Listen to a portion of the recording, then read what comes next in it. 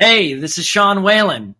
Don't go out there. It's scary, but do listen to the Don't Go Out There podcast. You won't regret it. In a world where zombies, ghosts, serial killers, and vampires all exist, it's Nico, Brian, Mike, and Dustin, and they are all that stand between you and the films that could end the world. Welcome to the Don't Go Out There Horror Movie Podcast. Welcome back, everybody, to the Don't Go Out There podcast. We really appreciate y'all listening.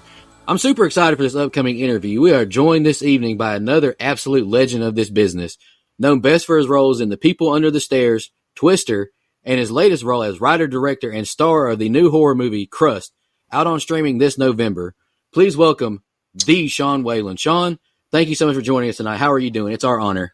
I am doing great. I am in a whirlwind of a week, and I saw Stevie Wonder in Baltimore last night, and I'm going to Scarefest tomorrow, and so it's been a crazy week. So I saw where you're going to Scarefest. I wish I could go. It's got a hell of a lineup. It's so many guests. I think it's one of the biggest guest counts I've ever seen, so I'm really curious how that's going to be, you know? Yeah, there's going to be a lot of people there. Yeah, a lot of people, yeah. Sean, we always like to ask all of our guests when we start these interviews because everyone has a different journey. But what got you into acting? I know you grew up in the D.C. area and then went to UCLA, but was this always your dream? I always thought I might either be a teacher or this is very strange. My dad was an international businessman doing infrastructure around different countries. And I thought I would be a foreign correspondent, meaning I would travel the world and tell stories. Then in fifth grade, I wrote. I mean, I was always hammy for my brothers and sisters. Like if the more I entertained them after dinner, the less dishes I had to wash. Right. So I just was like, "Oh, this is working." They laughed, and then when they were done, they didn't realize I hadn't done anything. So. And I was like, this is a great gig. And then after that, there was one night where I was like, hey, you guys didn't finish. And they go, no, we left that for you because you haven't done anything. And I was like, oh, I got to find a new gig.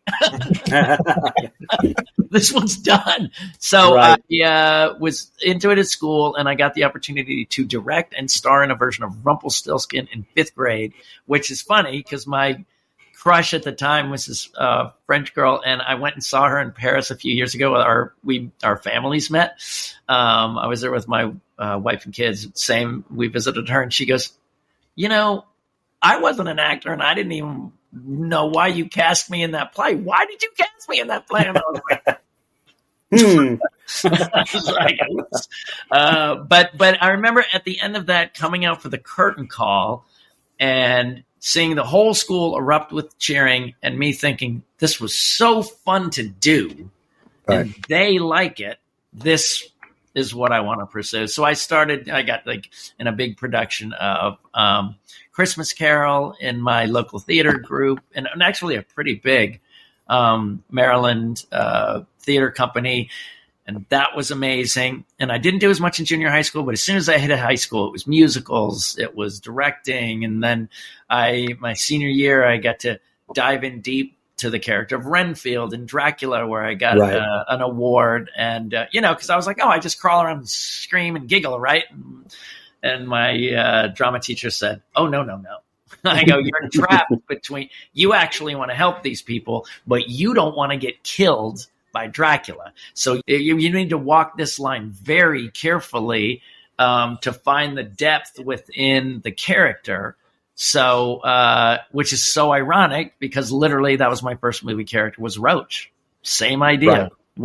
I credit the training for Roach as half being Renfield because it's the same kind of idea, except that Roach is more proactively, he's not afraid of, Renfield's afraid of Dracula, but Roach isn't afraid of them, But it really, really helped. And then I got the bug, got into UCLA. I wasn't really into their theater program. A lot of drama. A lot of drama. But I did my first play there very early with Daphne Zuniga, Spaceballs fame, as the princess.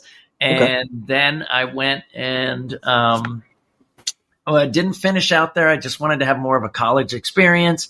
And when it was done, I started at the Growling Theater, and I loved it. And I thought, wait, there's less, backstabbing and stuff like that than in the theater department at UCLA. So I had such a great time, and I thought I'll try it out for a few years, and things went well. Started getting commercials, and then got people under the stairs and got to quit my waiter job.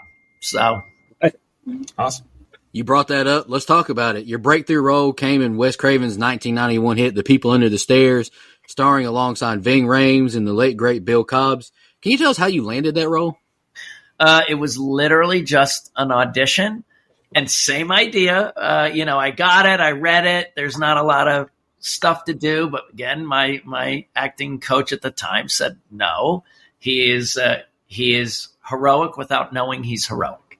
He has no idea that he's a good guy. He's having fun messing with them and fun and feels a very large responsibility to protect Alice. So I did that. And then I had to do the death scene as well in his audition. But the funniest part is all my friends, I was 27, and all my business friends were like going, oh, you got to come in there with your suit and you're this and you're that. And I was like, that's what I got to do to get a job. I go, oh, I crawled around shirtless on Wes Craven's floor, crying, cackling, and dying. And they're like, the suits aren't that bad, But yeah, it was the audition that came in, and you never know the impact. I mean, 6 weeks at number one is a big deal these days. Oh yeah. Back then, horror, it didn't mean anything. They went, it's a horror movie and it's Halloween. No one cares. You know what I mean? It didn't have the same effect as it did now. So it wasn't as breakouty as I would have hoped. My big break came a couple years later when I did the milk commercial. And then Spielberg loved the commercial. And a friend in my acting class said, I worked there. You're gonna get something. And the year later, I got Twister. So awesome. Yeah, and that's what started. Now my commercial career was dead. I did 2 commercials since 1993. No one would hire me after the milk commercial, as if I was a spokesman. But I wasn't a spokesman. I only did one. I'm getting the same punishment as a spokesman, but I'm not making the money. But I'd rather take my theatrical career. So, absolutely, we got to ask. We've had a ton of actors, actresses on our show who worked under Wes Craven's direction. They all have their own personal experiences working with him. Does anything stand out in your time working with him on set? Anything special you want to share? I think it was that it was so mellow. It was just mellow. He cared about the acting. So when my death scene, I remember going up to him and saying, look, I want to be brokenhearted internally, but I can't show fool that, or he'll never go save Alice. He'll be worried about me. So I wanted to be noble to him, but dying literally and emotionally inside. And so what he did was he would let me prepare around the corner. And I was, getting into an emotional space. And he would say, as people would walk by, because they knew me as like fun and funny and stuff. They're like, is he okay? And he goes, he's working. This is what his work looks like. And what an amazing, and I had no lines. So it was the best. I mean, he just cared about the acting. He cared about the actors. When the suits came in and would try to check on them, he'd go on the roof and smoke weed and wait for them to leave. He said, let me just do my thing, man. I just want to do my thing. He didn't want to be a suit. He didn't want to, and he was just so relaxing, caring, and gave a crap about the acting which is, I mean, as actors, sometimes you do feel like just chess pieces being moved around, but he actually cared what we could bring to it. So I think that was my biggest impact. And my funniest story is like, you would think he's the weird uncle sitting in the corner, picking hairs off of dead mice or something. He was like, I always say, he's the uncle at the barbecue, not the one that's going, hey, who needs a burger? Who needs that? He'd be the one going, I think we need some extra relish on the table. Just quiet, mellow, really nice. So, and it's just a relaxed set is where the best stuff happens. Well, and just real quick, looking over your filmography, can't gloss over a keystone movie, Batman Returns. Yeah. You had a smaller role in that one, but it's still awesome. I mean, what's it like working on arguably my favorite Batman movie ever made? Well, I mean, I remember, I will never forget when they were talking about doing the first Batman. Like my mind was so blown away. Oh, yeah. And, and then, everyone, this is what I love about like people and their opinions. Like, how dare you cast Michael Keaton? And now they're like, he's the only Batman. Like, okay. Exactly. You know what I mean? Like, he's the only one true. And I go, oh, he's the one you hated. Right. But it's an actor's joke. Is if ever you want to get a job, go on vacation. I had flown back east. My mom had a cabin in Maine with my stepfather. You land in Boston, you drive for 2.5 hours. I got there, cracked open a beer, sat in the hammock, got the phone call. Tim Burton wants to meet you in LA on Wednesday morning. And this was Monday night. So I had to drive back to Boston, stay in a hotel, get a flight, Yep. And he actually had me try out for one of the clowns. Right. And I had a lot of fun. It was a very small office. And I remember I did what they tell you never to do. I really got in his space. Again, that's not advised. And I don't know why, he didn't go like, whoa. But he liked it and he put me in it. Then I got cast. And then I went into the set, which was in August, so hot in LA. But you went through refrigerator doors, like the hanging plastic stuff. You go into a walk-in type thing, 3 layers of that, and then you walk in, and it's boom. There's some huge Times Square or Central Square of Gotham City with the huge statues and the big buildings and all the stuff, and hundreds of extras and stuff, and several stories on. I got to see Christopher Walken do his speech, watching from the far away. I got to see the clowns explode out of the box and all that other. It was so crazy. I could have. One of the newspapers said, strange penguin creature, whatever. And of course, I wanted to take one. One extra did take one, got fired immediately. So I was like, I'm not going to touch that. But the best thing was, Tim Burton basically said, you're the Greek chorus, right? You're the one saying how the town will say, what is this strange creature? Or, kind of saying what we're trying to think. And then, so he said, you know what, I'm going to keep you. I don't want to drop you. I'm just going to keep you on payroll because we easily could bring you back if we need some sort of explanation. So this was like, now it's mid-September. I'd shot my first scene. Then I shot another one a month later. He kept me on the payroll. I was getting weekly paychecks for Batman Returns up through the end of February of the following year. And they never brought me back. And when we went to the wrap party, he was so great. He just stood at the front greeting everybody. And he goes, Sean Whalen, the reason that the WB accounting department hates my guts. Oh, wow. Well, because they're like, he's in 2 scenes and he's paid like as much as Michelle Pfeiffer. And so my residuals are pretty good for that movie. Nice. That's awesome. So it was very funny. I loved it. So great. So shortly after that film, and you kind of mentioned it earlier, you were in homes across the country famously struggling to say Aaron Burr due to a mouthful of peanut butter sandwich. I'm talking about the first ever Got Milk commercial directed by Michael Bay. It's such a legendary ad campaign.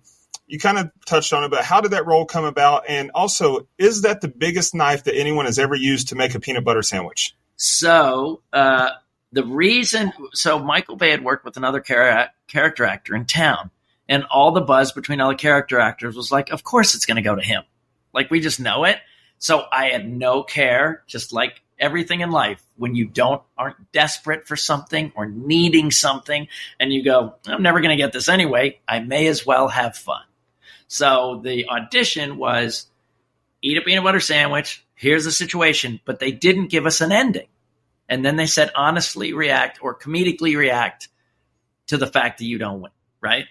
So first of all, I went, oh my God, I'm going to put so much peanut butter and just shove it in my mouth. And I was rail thin at the time, and so my mouth stuffed with peanut butter. They were laughing so hard.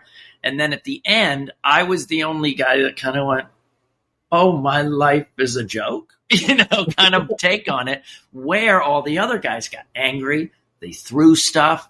They yelled at, you know what I mean? They were so mad and angry, and that didn't feel like an ending. They said yours felt like an ending because it was like, oh, I'm a fool, And so when I shot it, Michael Bay just said, do what you did. Do what you did in the audition. And we shot it all day long.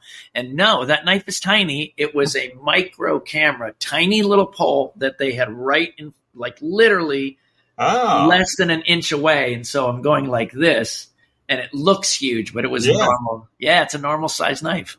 Oh. Yeah, it was just that this tiny little camera on a stick was right in front of it. The tricks of Hollywood. The tricks of Hollywood, yeah. So before we jump into Crust, the reason you're here, we just have to touch on a few others on your legendary filmography. One of your most known roles was as Alan in 1996's Twister, a movie that honestly traumatized me as a kid. I was scared of the tornadoes.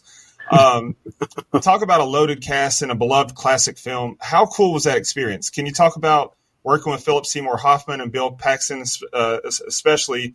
Obviously, we've lost those two way too soon. Yeah. I mean, I think it was, again, Spielberg saw the milk commercial, and then someone said, oh, he's going to work with you. And when I got the call for Twister, I could tell, we had no real audition lines. It was like, look out, there it is. Oh no, a lot to do, right? Or like turn here, So there wasn't a lot to do. I was given the part fairly quickly, and when I didn't know anyone else, the only other person I knew and admired is Jeremy Davies. I had just seen David O. Russell's first film, Spanking the Monkey, which is a fantastic film. And Jeremy was so good in it.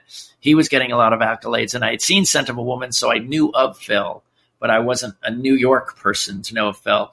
And again, I wasn't, I was a little older for the, Weird Science and stuff like that, where Bill really made his day. I obviously knew him from Aliens. And I had a huge crush on Helen Hunt from her TV show. Mm-hmm. But when we got there, I got in the car and Alan Ruck, and I said, I'd done all my character work and all this stuff. And I said, who do you think we are to each other? And he said, dude, we're Sean and Alan in a truck. And I was, kind of crestfallen, like, what? He goes, look, this movie is about the tornadoes. It's not about us. It's about the Industrial Light and Magic challenging themselves after nailing dinosaurs in Jurassic Park. They wanted to try something else. This is not about us. So because of that attitude on everybody's part, there was a relaxation, and we just had fun.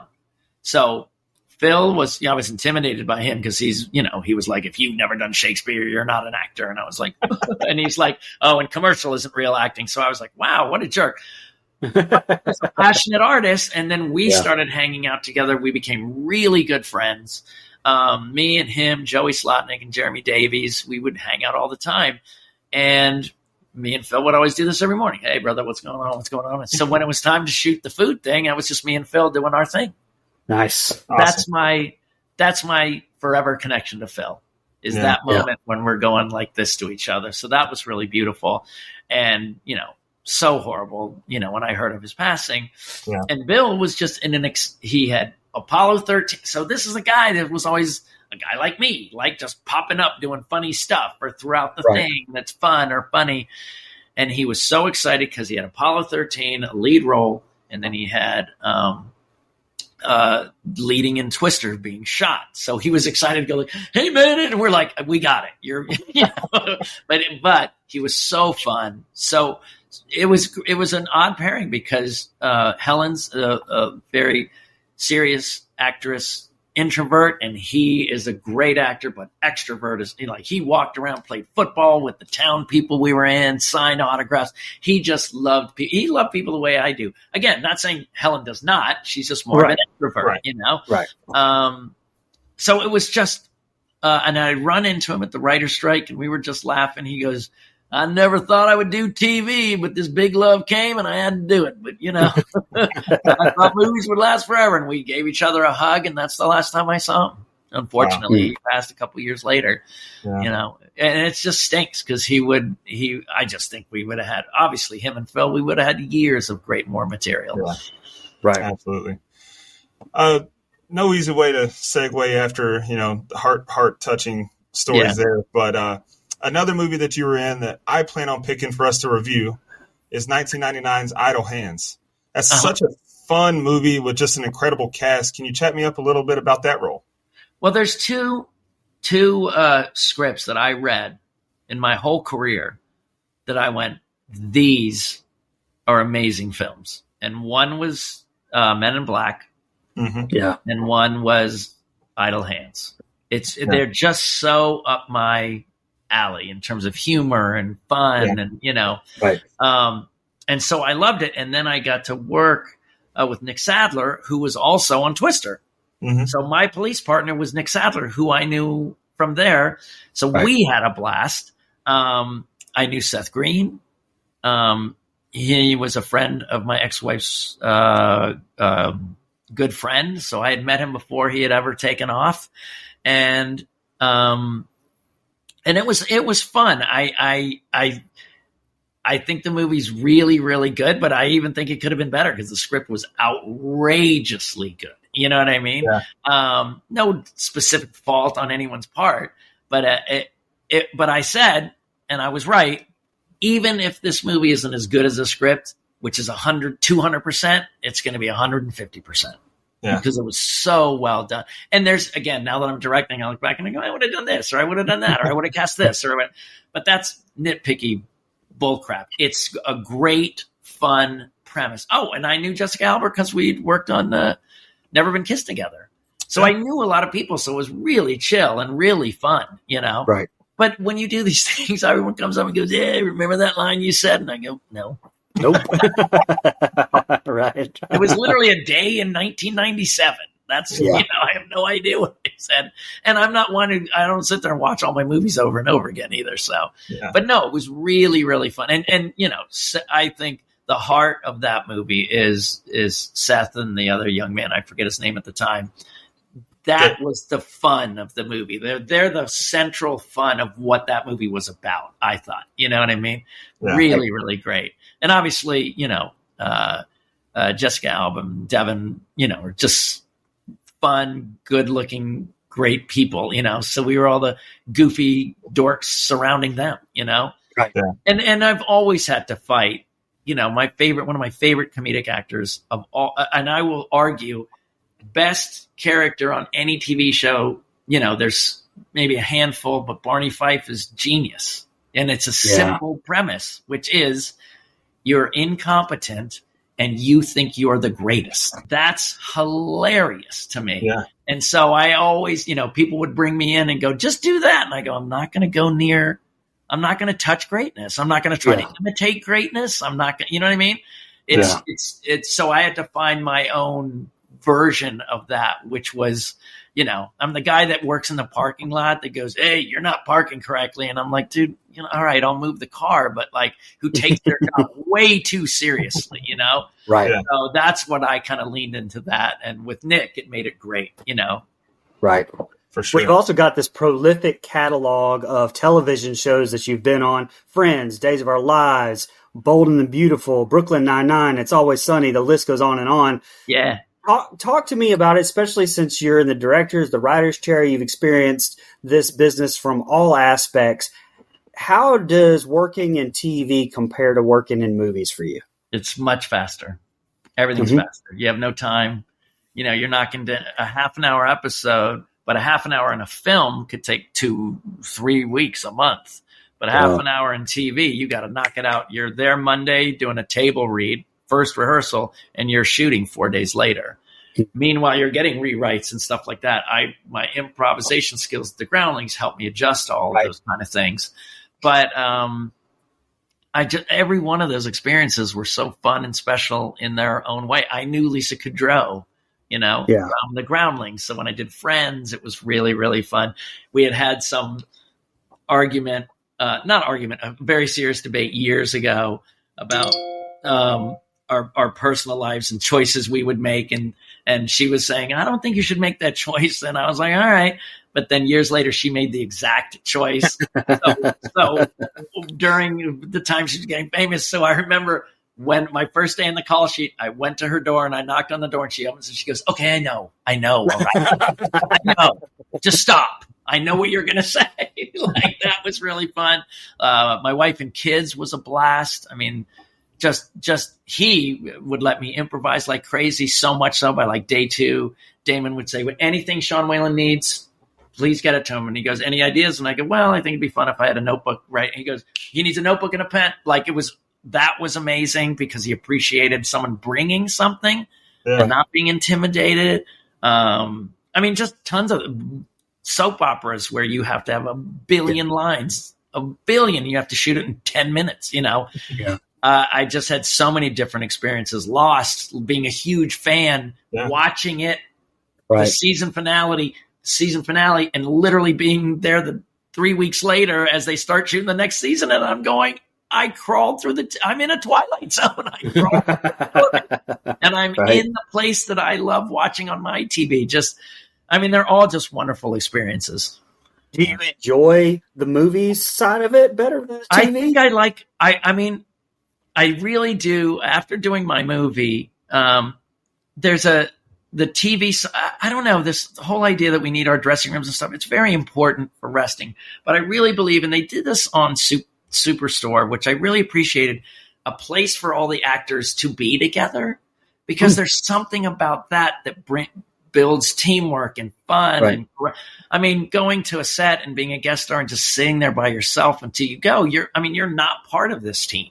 Right. You're the day player, and it's really up to that cast to make you feel welcome or not, and sometimes you did and sometimes you're not. The ones I mentioned, everyone was great to me. So, but I think if I wanted to do movies, I would say, I just would like if there is a common area that we all can come in and be. And of course there's something nice about having your trailer and relaxing and all that kind of stuff, but the juice comes from interaction and people. And I'm a huge collaborator. That's why a co-writer of Crust. I'm a co-producer of Crust. I was the only director and star, obviously, but there's a collaboration that I just love. And so now independently, I love that kind of camaraderie, Absolutely. And I promise we are going to get to Crust. You just got such an incredible resume. I have 2 more questions before we get there. No worries. So, like I said, we could spend hours just talking about your filmography, but 2 that stand out to me anyway are Halloween 2 and 3 from Hell, because I am a huge Rob Zombie fan. Nice. How is he to work with? I'd imagine you have a decent relationship given you've worked with him on 2 films now. Yeah, I've been to his birthday parties and a couple of his premieres. Yes, I did a movie with, I did a movie called Lay to Rest, which is a very deep cut horror movie. I don't know if any of you guys know that. Chrome Skull. And I met a Jason Trost, and his brother was Brandon Trost, and Brandon was working on Halloween 2, and they had a fun little independent movie called The FP, which I had a lot of fun on. He showed that to Rob Zombie on the set, and Rob goes, oh, I like that guy. That's all he heard. And then 2 weeks later, I got a call saying, Rob Zombie's offering you a little role, and it's not a big role, but it was an offer from Rob Zombie. Right. Yes, of course. Right. I flew out, and we were rained out a couple days. So I just remember sitting under the tarp, under the chair, with chairs and a tarp above us, so the rain wouldn't hit us. Just talking movies with Rob, and he is such a cinephile. He knows, Truffaut and all Fellini and all the European greats, as well as American cinema, and we just talk movies and movies. And again, like, he reminded me of Wes Craven. He liked good actors. He wanted them to play and find something interesting, and just so mellow. It's just a non-stressful set. So we had kept in touch very loosely over the years. And he texted one day, "Hey man, I'm doing a reboot of The Devil's Rejects. Want to be in it?" And again, you're like, yes, you know. And when I went, I was there on the last day of the shoot. And if you know my part, I'm like a guy trying to solicit, thinking she's a prostitute from Baby, you know, Sherry. And when I did it more fearful and like I'm an inexperienced person. Like I've never done this before. And Rob liked that so much that his second scene where it felt like somebody who was like, "Listen, this is what I want you to do. Get on all fours." And, you know, he goes, "That doesn't work anymore. Yours is better. I like yours. Let's write to yours." So me, Sherry, and Rob wrote the grape soda scene in real time, like in 15 minutes, and then went and shot it. So it was nothing like that. And so I love that we came up with the grape soda thing. I mean, it was so much fun, but it was just me, Rob, and Sherry kicking it around, tightening it up, and then shooting it. So again, so mellow, but he was leaving the set. He's like, "Man, I don't have anything like that in my movie." And for an actor, you go, "I'm going to get cut." Because you say that like, "Oh, it's fun because you're bored at the end of a shoot," but you're going to see, "Oh, this is too different. It won't work." But he said he kept in every line. He kept in every little thing we shot. And I got them little grape soda pins for my thank you gift. And Sherry was like, he wouldn't let me wear my grape soda pin. And then I saw him like months later at a Whole Foods or whatever. He goes, "Oh, she's lying. She could have worn it." You know, so I was like, "All right, husband and wife, I'm not getting it." But no, and them they're just lovely, sweet, mellow people. Yeah. It's just you don't want to live inside their brains. The last one you want to be. You know what I mean? Very fair. Let's get into why you're here. Crust, you're the director, the writer, the star. A horror comedy that looks absolutely fantastic. Fresh out of the theater, you're a depressed, washed-up child actor who fled Tinseltown and owns and lives in a rundown laundromat. The tagline is, "Sometimes life sucks." I love that. Talk to us about this movie. When I was pitching to some people long ago, maybe 10, 15 years ago, they were saying, "Oh, horror is so expensive because of this, because of that, special effects and this." And I thought to myself, "Oh, you got," and it's, you know, my improv skills. I thought, you guys just pick one location and have a simple, and they go, "What do you mean?" I go, "I don't know, like a laundromat and a sock monster." And they go, "Oh, okay." You know, and that just, I said it. And then like 6 years later, I went through a divorce. I was very depressed. I came out of it. And I thought, people were like, "You should have a pet." And I was like, I couldn't handle a pet if I wanted to handle a pet. And I thought, but I'd love a pet if he could get rid of all the a-holes in my life. And I thought, oh, that sock monster idea. I went to an independent film set. I don't know, again, how deep cut horror you get, but Ugly Sweater Party by Aaron Mento, Charles Tudabala, and their partner Hunter. And I went there and I saw they were making a film out of their house and using a green screen in their garage. And I thought, oh, I could do this. So I wanted to write it. My friend from Chrome Skull laid to rest, the special effects artist, Eric Porn, who worked on Teen Wolf, the series, gave me an idea to make the sock monster cute, like Oogie, if Oogie Boogie took off his mouth and it was just his cute eyes, and put it in a basket, kind of like basket case or whatever, and then he created this puppet, me, Felissa Rose, Charles Tudabala, Aaron Mento. We all tried to get it off the ground in 2016. Also, Chris Sergi was part of that. We tried. We didn't really do well. None of us knew enough about Indiegogo and stuff like that. I went through several different producing possibilities that read the script and liked it, that said things like, oh, it shouldn't be in black and white, or it's not going to play in China or Walmart. And I was like, it's not for them. It's for the people who grew up with me as a comedian and a horror person. It's not for Walmart. And I never meant it to be. And then finally, there was a guy that was trying to say, like, hey, I can put a lot of naked women in your movie. I know a lot of porn stars. And I was like, I'm not really. And luckily, Felissa Rose kind of came in and goes, this isn't right. Meet my new partner. I've grown in producing since then. I met his new partner, Dan Kearney. Dan Kearney looked at me and said, I know what you're doing. I've had anxiety and depression in my life too. And so he got it. He didn't say, oh, the sock monster, or that doesn't play. He said, I know what you're really trying to say.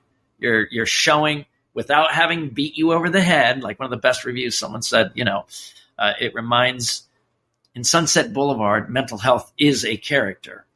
And Benny and June, mental health is a character. He goes, you weave it in so you're not beating anyone over the head. You're just experiencing it. And I went, oh, this is the guy. And Dan and Felissa just set up the greatest crew for me. I said I wanted to work with actors I only knew, including Alan Ruck, Danny Roebuck, Shantae Delon, who I had just worked with on another movie, just people I needed to trust for my first film. Mm-hmm. And they worked tirelessly to get the Indiegogo going. It's one of the fastest Indiegogos on record. And I was doing a lot on TikTok, and a lot of people would say during the pandemic, I was just growing on TikTok, people asking me movie questions, all the stuff. And they kept on saying things like, you're underrated. And I thought, ooh, that's insulting a little bit. And they were like, no. What we're saying is we want to see in bigger parts.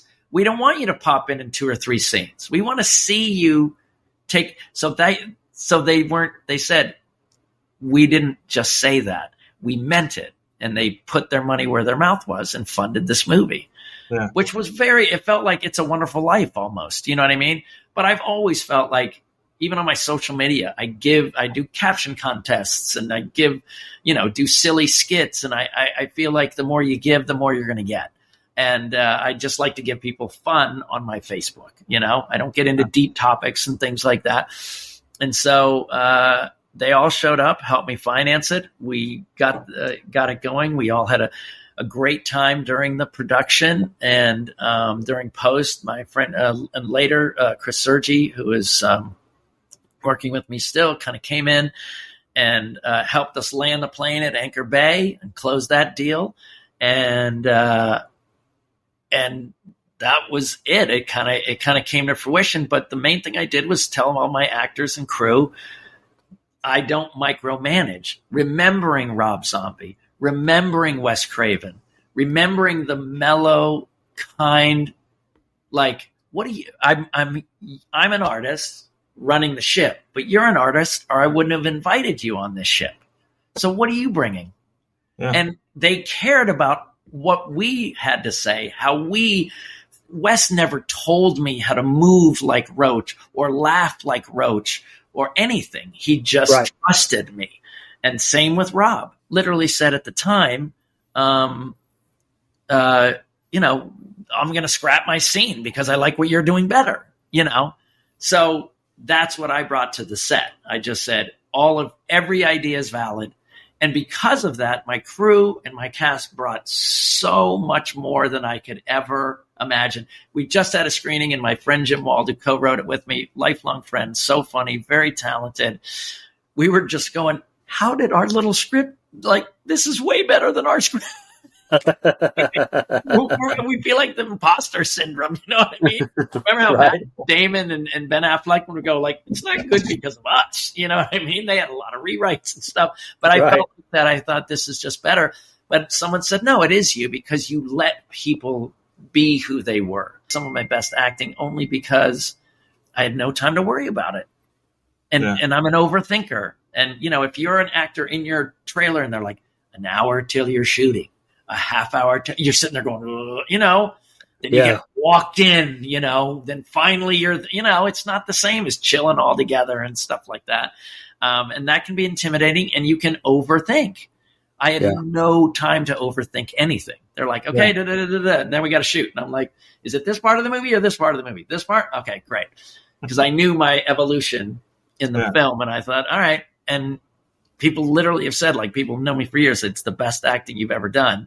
And I think it's because I knew the script, obviously, but I just didn't have time to overthink. Right. Yeah.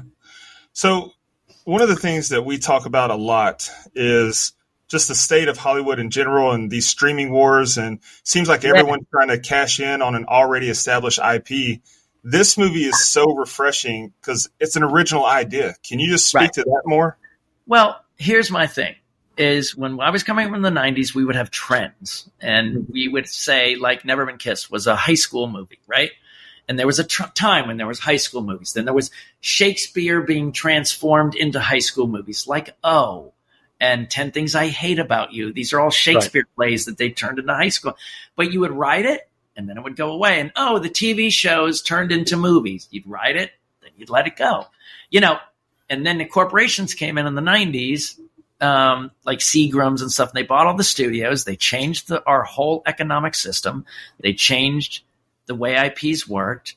And instead of going, oh, the Star Wars thing, the reboot's come and gone, they don't let it go. They milk it, and they do with Harry Potter, and they do it with, and again, I'm not crapping on the studios.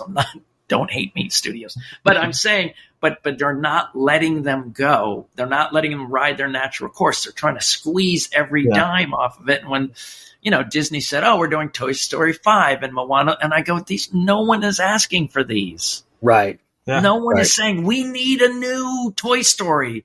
The trilogy, I will argue, is the best trilogy in films. I'll put it against anything. Lord of the Rings, but then they had to make a fourth. Now they're making a fifth.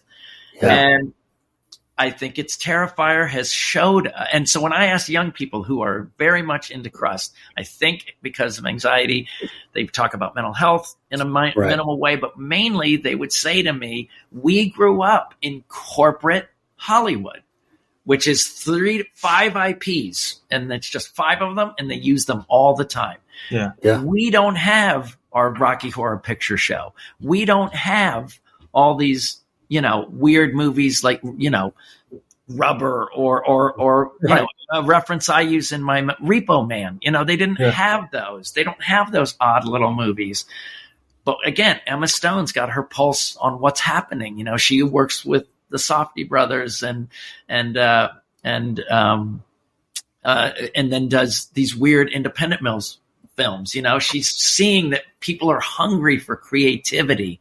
And I believe Art the Clown is this generation's Freddy. They want one. That's why it's doing so well. They want their Freddy. They're like, why do you get a Freddy and we don't? We want our Freddy, And I would love it, knock on wood, that Crust is their Gremlins, the lovable, scary creature. Everybody's dying to have new stuff. And this year, creatively, I'm just so happy because Godzilla -1, shook up that whole thing, while so Hollywood. Good. I mean, and this is the best part. I saw it in black and white. I did too. Yeah. I saw it in black and white, and I didn't even know it was released in color. I didn't see the first wave, and then Oppenheimer had a whole black and white section, and a lot of different movies are experimenting with black and white. Poor Things had a black and white section. Yeah. And I said, it's changing because look, Everything Everywhere All at Once, that won Best Picture last year. It looks like a student film, but it doesn't, not in a bad way, but but it was so refreshing. Yeah. Right. Poor Things, her getting nominated. People are dying for something new, I think. Yeah. And again, I think Hollywood is starting to learn and see, but I met with an executive recently, and they said, you're in the right place at the right time for independent movies. 100%. Because everyone wants to. I mean, I think as I was a kid, it's like, yeah, but my dad is turning me on to Freddy. Right. Where's mine? And Art the Clown is their new one. Makes sense. And I don't know. What do? You guys agree with me or not? Yeah. No, I can definitely see the parallels for sure. Yeah. And I'm a big A24 fan. I've seen every A24 movie released because, like you said, I'm craving that original. I want something that does be different. So, yeah. Right. So I really feel like this, and even the Saska sisters, who are big into horror, said my film, it's not a horror, it's not a comedy, it's not a horror, it's not a comedy, it's not a romantic art film, it's all three. Yeah. Yeah. And there is a place, I think, for the sequels and stuff. But even like you said, in the 90s, they were spaced out. They were in between like little things. It wasn't, you had a variety, you had a smorgasbord to choose from. Now, like you said, it's just all IPs. And so there is a big time craving for it. We talk about it all the time. a corporate vision is one of you don't take as much risk. Right. Yeah. So You're they're right. thinking, oh, well, it's not, but that, I think the risk is staying with it too long. I'm not saying there's not a world where these things are fun, but make room for new stuff. Absolutely. Exactly. So you talk to us a little bit about being in the director's chair. I mean, what are some challenges or something that, maybe our audiences should know? I mean, do you enjoy directing better than acting? I mean, Absolutely. I know they play off 100%. You have no control in acting. You just have none. Even when you do it, you might put a lot of work into something. You really feel good about it, and the filmmaker doesn't have any disdain for you, or they don't think you suck, or whatever. Something happens in the structure where they have to get cut out or cut down. It has nothing to do with you. You know, it has nothing to do with you. But, and I'm a little ADD, so if everyone going, doing it, yes, no, hold on that. Yes. I like that a lot. Right. And I think it's so refreshing to have control over the vision. When I wake up in the middle of the night, I call them my 3 a.m. ideas, and I go, ooh, this would be good, and I write them down, and then I put them on the set, and people love them, Right. I love the control of it. I love seeing the vision. I love being true to myself, which is I always wrote weird sketches in the Groundlings. So of course I'm going to write a weird movie, it's going to be a strange little thing. And no one's went and goes, Sean Whalen doing a sock monster. That's crazy. Everyone's like, it tracks. Yeah, exactly. I've never done conventional thing. Even most of my characters are not conventional characters. Yeah. So I think I love that, and also the writing and producing of it, putting all the pieces together. You just have more artistic control, and again, Damon Leone not selling it to the studios, not changing it. He goes, no, this is kind of what I want to do. And God bless him. He stuck to it and nailed it. Right. Right. So I like it or not, it doesn't matter. And if you don't like the gore or not, Art the Clown is here to stay. Yeah. And that's great. And when's the last time we had an Art the Clown? Not in a long time. Jigsaw maybe, but they've moved to that. Yes, but even that was a long time ago. Oh yeah. So that's what I'm saying. There's room for new IP. Sure. Oh yeah, absolutely. Yeah. And so talk to you have already mentioned them a little bit, but talk about this phenomenal cast again. I mean, you mentioned Daniel Roebuck, Rebecca Kennedy, horror legend Felissa Rose, Alan Ruck. Talk a little bit about this cast some more. Danny, I called and he said, "I want to do it." Of course. Right. And I said, well, I don't want to mess with your time. I know you're busy. How about just, do a part that's only a day or two? He goes, absolutely not. And I go, oh, I'm sorry. No, he goes, absolutely not. I want to do one day. He goes, I want to work with you as much as possible. Write me the biggest part possible. Alan Ruck, with sight unseen, goes, yeah, I'll do it. No worries. He found out about his character by reading the article about him in it. He goes, oh, if I play? Oh, that sounds fun. And because these are friends of mine that trust me, Right. Felissa Rose was, I was obsessed with Sleepaway Camp, just like I didn't know the whole world was until Facebook came out and you go, wait, we're not alone. Shantae Delon, who was on Detroiters, and also And I Wish You Would Leave, the sketch show, many other things. We met on a movie, and I just loved her, thought she was great. And she's just a pro at creating characters. Amazing, amazing takes, hairdos. I go, what are you thinking? She goes, this. And I go, I love insane. I love it. I love it. And then who else is up there? Oh, Ricky Dean Logan. You'll see him. He plays like more of a mob guy, and he knows that world from different parts he's played and guys he knows from his own hood. And he said, look, man, can I rewrite this a little bit to give you to make it more truthful? And he goes, you don't have to take it. Gave it to him. And he made it 10 times better, the scene 10 times better. And he explained exactly why. It was supposed to be, oh, I'm in love with this woman I want to marry. He goes, no mobster would ever say that. They have their wife. She's the side piece. She's the gumal. You know what I mean? So he made it very, very specific for that. So that was really great. So yeah, it was, and Alan, like I said, Alan said, here's what I want. I want a bad wig. I want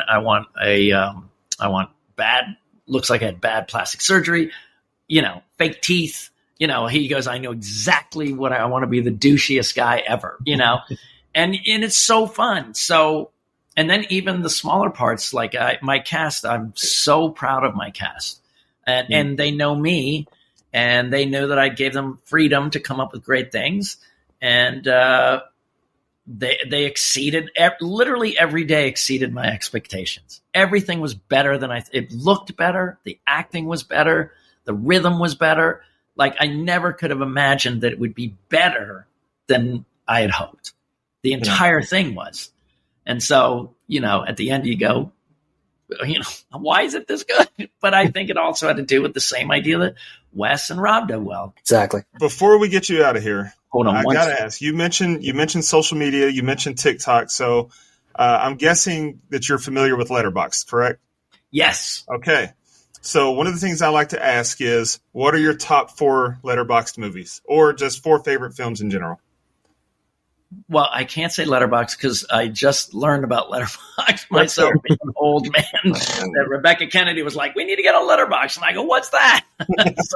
But I would say Casablanca. It's a perfect film. Visually, it's a perfect film. Comedy-wise, I'm like the nerd, the Spinal Tap. But I would say, Young Frankenstein. I'm the weird guy that Ed Wood is my favorite Tim Burton. Oh, yeah. And of course, there's so much great stuff, Beetlejuice, all of it. But Ed Wood is my favorite. I get it. Right. I love it. I'm a huge Monty Python fan. Yeah. And then there's just so many, and scary movies, for fun, Sleepaway Camp. Yeah. I've seen it probably more than any movie in my life because I had so many parties. And my dream would be if people had the same kind of parties where you have beers or weed or whatever, and you sit around and love on a movie and laugh and have the best time. Like, if Crust could be that, I would love that, Yeah. But scary wise, I would say was Exorcist for a long time, but then Hereditary just messed me up.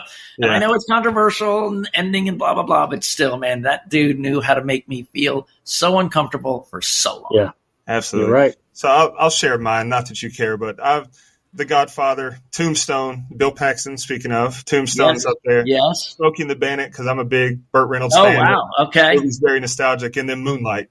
Moonlight rounds out my top 4. So. Ooh, Moonlight is one of my favorites. Well, it's so funny. There's certain genre, like I said, you go near a certain genre, right? And the coming of age, especially in the gay community, is that the way they did it. I was kind of like, oh, I don't need to see any other gay coming of age movie. It's perfect. Right. After Moonlight, and again on a second viewing, like I got to see it in the theater because I was, the cinematography is unbelievable, so tasteful, not in your face. Yeah. Right. I would agree, but then you kind of go, wow, the bar is set. Just like the original Heath Ledger, you go, no one's going to touch Joker again, but then Joaquin killed it, right? You go, but I don't know if you could make a more perfect coming of age than that one. I agree. You're right. So yeah, no, those are my favorites. All right, Sean, sorry for keeping you so long. Crust looks worries. Absolutely phenomenal. Blast, it's out on streaming November 12th and on DVD and Blu-ray this December 10th, just in time to make a great stocking stuffer. Thank you guys so much. Thank you for coming on. I appreciate it. Thank you, Sean. Awesome. Thank you so much. What a blast, man. Yeah, thank you so much. Guys. Thank you. All right. Thanks, Sean. Thank you. Just want to remind everybody,